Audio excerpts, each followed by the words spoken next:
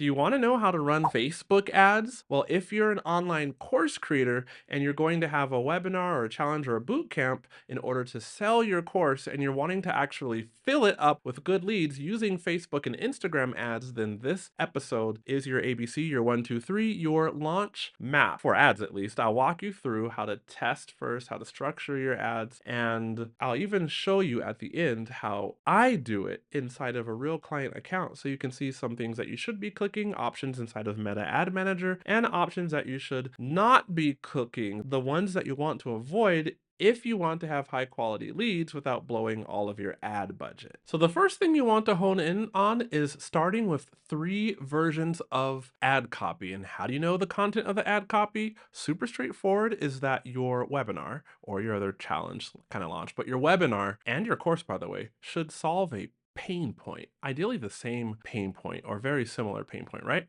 Now, that pain point will manifest, let's say 5 frustrations from that pain point, right? So your ad copy, your 3 versions of ad copy want to speak to 3 of those frustrations that come from that pain point. And this is because not all frustrations will convert equally. As in, all frustrations might be related to the pain point that your webinar solves, but some of those will just hit different and cause people to really want to come to the webinar more than the others, and that will reflect in a lower cost per lead. So this is why you're going to have 3 pieces of ad copy, right? So now that you're communicating in your 3 different pieces of ad copy, different frustration that your audience actually feels, here's the structure that each ad copy will follow. If you've heard about copywriting strategies before, this is the PAS structure. It's called problem, agitate, and solution.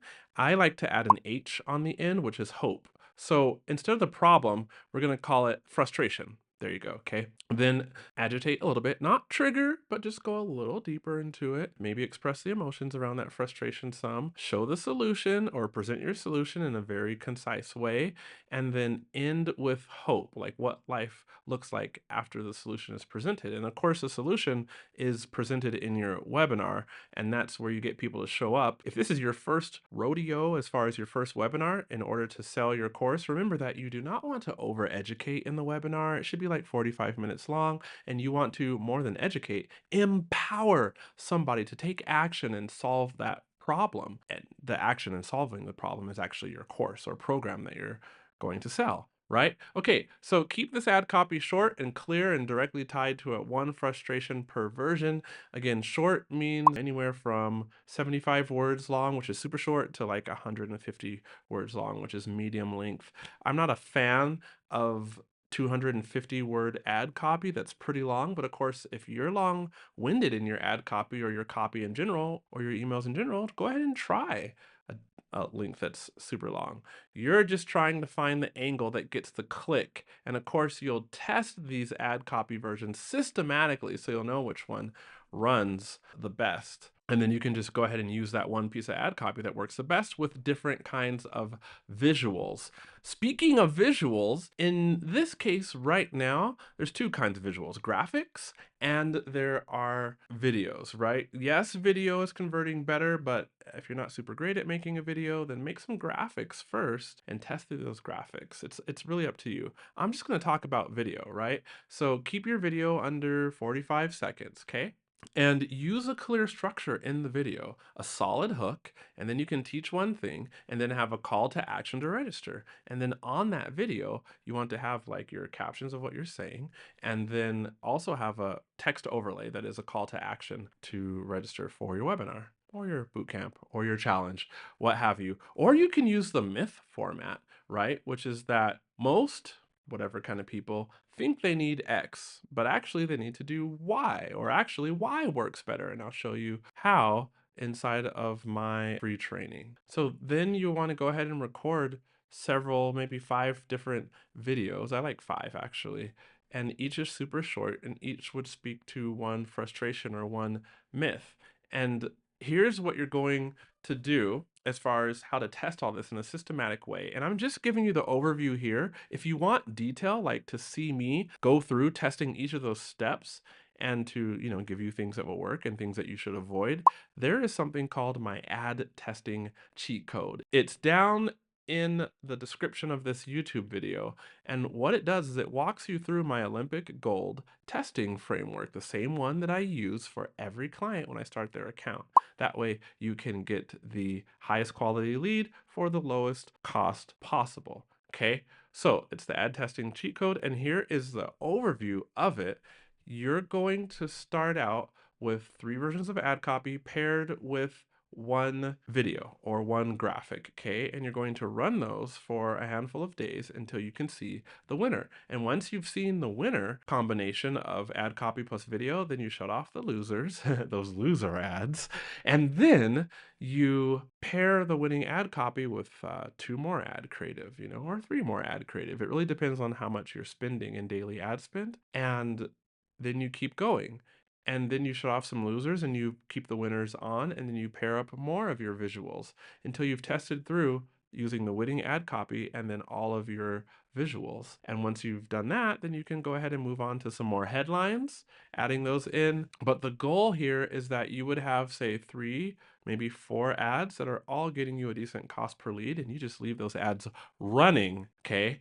And they're just doing the work, and the algorithm is kind of going between the ads as it wishes to show it to the people who it sees fit to show those ads to. And that is a quick overview of the framework. Again, if you want to go into detail and be able to set it up and manage it and know when to pick winners and losers at each phase and how to identify some problems and avoid those, then that's in the ad testing cheat code, which is down below. Now, before I show you an actual client account where I can show you some things not to click and some things to click as you set up your ads, let me tell you about targeting that works right now. This would be August 2025.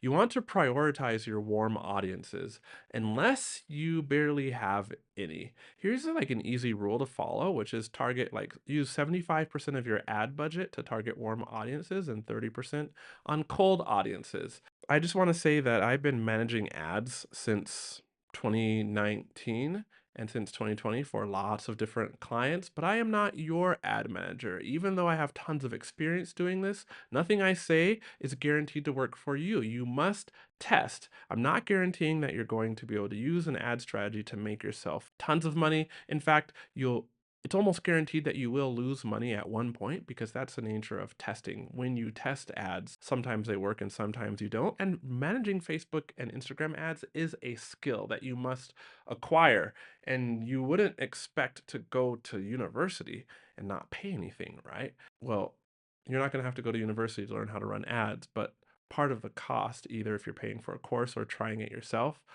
sometimes the cost is failed attempts, and you learn from those attempts, okay?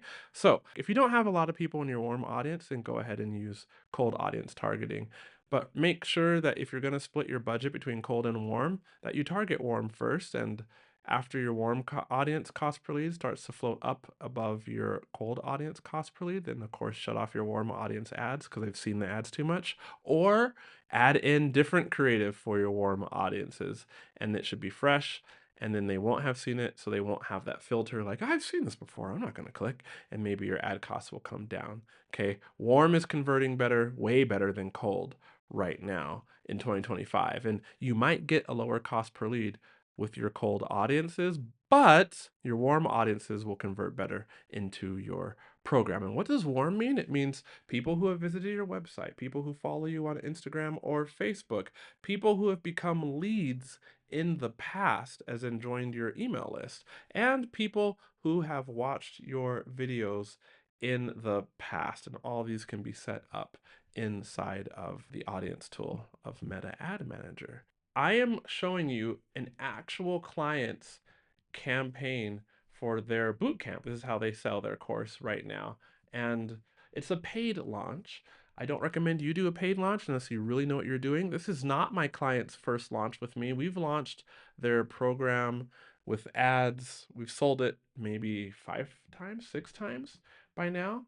So you're going to see an ad structure that represents the fact that we really know what we're doing with this launch. It's rinse, wash, and repeat. It is not the exact same ad structure you will use if this is your first time launching, okay? Notably, we are using something called campaign budget optimization, and that just means that we've set the budget at the campaign level. But if you're starting, you should use ad set budget optimization. I won't go into detail, but this is what us ad managers do. So we have control over the budget at the ad set level instead of letting the algorithm assign as it chooses budget to any different ad set on any different day. Okay, so looking inside, here are their ad sets. Now, again, this reflects the fact that we really know what we're doing with this launch. And we're also spending $200 a day. So there's multiple ads here. If you're only spending, say, $30 a day so that you can have 3 ads inside of one ad set, and then you're going to use ad set budget level optimization. All right. So coming in here to your ad set, here are some things that you'll want to click. All right, so at the ad set level, you want to go ahead and set up lead objective campaign. And if you're sending somebody to a website, then the conversion location is the website. Otherwise, you can use a lead form, which is also called instant form. That is fine. As far as your performance goal, you want to choose maximize conversions, and then your pixel goes here, and your conversion event, which would be lead if you're having a free registration, or purchase if you're having people pay to sign up. Now, one thing that people usually get wrong is they just set their ad to go live at any time they want, right? I want you to set your ads to go live as early in the week as possible. Beginning of the week would be the beginning of the work week, Monday, and as early in the morning. I usually just do 2:30 a.m. Pacific Standard Time or 5:30 a.m. Eastern Time. And the reason we do this is because the algorithm wants to work on your behalf, but it needs as much data as possible and consistent data, right? And so behavior on Facebook and Instagram vastly, wildly changes from Monday through Friday and then the weekend. So we launch our ads as early as possible in the week so that the algorithm can learn off of as full of a week as possible of data, right? And we launch them early in the morning so it has a full days of data with which to get started optimizing on, right? I do not like to launch ads on Friday because then the algorithm hasn't had a week of data, a work week of data to optimize off of. And you know what? The next day, Saturday, Instagram and Facebook user behavior changes, and then the algorithm is like, what is going on? So try to launch earlier in the week, like a Monday or Tuesday, and early in the morning. That would be when you launch your ads. And then you want to do something else, which is if you're targeting your warm audiences, which I said you should, then you want to target these ones. I do it for the client, and it's just like I told you, right? And go ahead and make sure that you are targeting these for your warm audience. Now, as far as age and gender, you pick the age and gender that you want to pick based on who your ideal client is or has been. And I want you to make sure to choose the country where your clients come from. Many of my clients that I work with as a Facebook and Instagram ad manager have mostly English speaking clients. Actually, only English speaking clients because we work in English, in which case they're going to target, Canada, the United Kingdom, New Zealand, Australia, United States, and maybe Ireland. But again, we only target for this client Canada and the UK and the United States because that's where their customers come from. And then you can go ahead and the first time around just have your ads show to all of the platforms. And when I say all of the platforms, I mean all of the placements on all the platforms, Instagram and Facebook feeds and stories and reels. And I actually sometimes don't like ads to show here, but the algorithm is pretty good about not spending a bunch of ad money on these 3 placements. Now we're going to look at an ad. One thing that you probably want to know to save a ton of your time is that name your campaign in a way that you know what it's about, and name your ad sets in a way that you understand what this ad set is, and then name your ad in this way where you put your ad copy name first and then the name of your visual second, and then the headline H1 third, and then some other optimizations or whatever settings after that. Okay, that way at a glance you know what ad is what, and you don't spend a bunch of your valuable time getting all confused and trying to figure out what's working. Because when you do this naming scheme the right way, then you can very easily come through and test and shut off losers and keep the winners on, and always look back at your work and know what was working and exactly what was not working. Okay, There's a lot of stuff that you do not wanna click down at the ad level, and there's some that you do. Let me show you quickly. First thing is you need to know that multi-advertiser ads, that tends to work better for paid things, paid launches, and it tends to work better if you don't select it for free stuff. At this point, underneath the ad creative, you want to have site links off and you want to have catalog items off. Sometimes site links can work, but usually it doesn't work super well for my clients. So I wouldn't recommend that you have site links on. All that is that if you have site links on, the algorithm can send people to different pages on your website instead of just to the opt-in page. And we don't want that. We want people to click on your ad and only go to the opt-in page. Something else I do is I do not use Advantage Plus Creative text generation as an AI generated text because I like to test my ads and I don't want the algorithm coming up with different ad creative than what I've had written with a copywriter. Same thing goes for headlines. I don't want that. Also, in the beginning, I do not use any Advantage Plus creative enhancements because I don't want the algorithm changing how my visuals are presented to different viewers. But if you want a quick bonus one, the ones that I do like to have on are relevant comments. That one works pretty well. And then visual touch-ups can work pretty well, but you should always test these individually before you decide what's working well for you. And then with tracking, you want to have your pixels selected.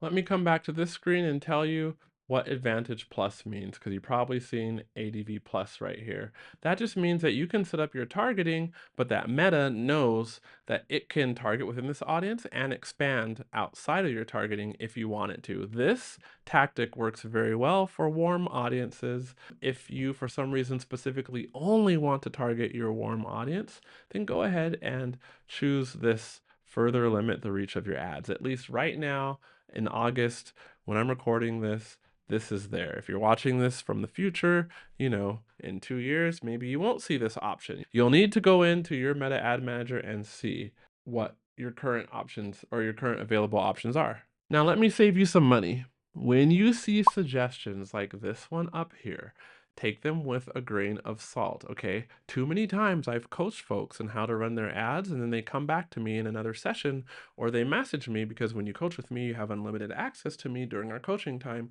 They message me and say, QUAY.jo, my ads were working, but now they're not working. And I'm like, well, what happened? They're like, oh, well, I saw this thing, this recommendation from Meta, and I clicked it. Look, Meta does make recommendations. You can take them, but test them, as in if I were to click this, I should do it in one ad set and then test it against an identical ad set where I didn't have this clicked, right? And see which one works better. In general, though, when Meta first comes out with recommendations, those recommendations can work sometimes, maybe, but they're not proven. And it learns how to better recommend things and better have those recommendations work by data. And guess what? That data is people's successes and failures. So in the beginning, it doesn't have as much data, even though they do experiments with this stuff before they roll it out to the public. But I know from having many different ad accounts that I see different recommendations inside of different ad accounts. Don't be the guinea pig, okay? Don't take these recommendations from Meta. Just use tried and true ad campaign setup tactics from me so that you make fewer mistakes. Cool? All right. Now, let me give you a bonus. And that bonus is don't put in all the hard work on getting good ads only to not have a solid webinar registration show up sequence. And all that means is if somebody signs up for your webinar, you want them to show up to your webinar, right? That means they need to hear from you consistently between when they sign up and your webinar starts, which means you need to have emails that go out on an automated fashion. And so here's what you're going to do. You're going to have an email that goes out at least every 3 days following somebody's registration. Set that up however you want. Probably an automated email sequence will work the best. And if you can have an email go out every 2 days, adding value, teasing the value of the webinar, or building your authority, so to speak, by linking to an authority building podcast episode or even Instagram reel, go ahead and do that, or sharing your story or testimonials from clients who you've helped. Do that, right? but have those going out on a regular basis, like I said. And then also, when it comes time for your webinar to almost start, have a good show up sequence, as in a reminder sequence that says, hey, the webinar will be beginning in 2 days, and here's why you don't want to miss out. Hey, the webinar will be beginning tomorrow at this time. And then the morning of, have an email go out. Hey, the webinar will be later this morning. And then 30 minutes before the webinar, have an email go out. And then 10 minutes before the webinar, have another one saying, hey, we're going live in 10 minutes. Here's the link if you lost it. Doing these will increase your show up rate. And the more people that actually show up to your webinar means that more people, because it's all a percentages game, they will convert for you. If you want to know specifically how to set up and test your ads so that you end up with the ads that are getting you the highest quality leads at the lowest cost possible, that is the ad testing cheat code. And I walk you through the exact way I set them up and the framework for testing those ads. It's called my Olympic Gold Medal Framework, and that one is below. Otherwise, tap or click the screen right there if you want more Facebook and Instagram ad strategy from me.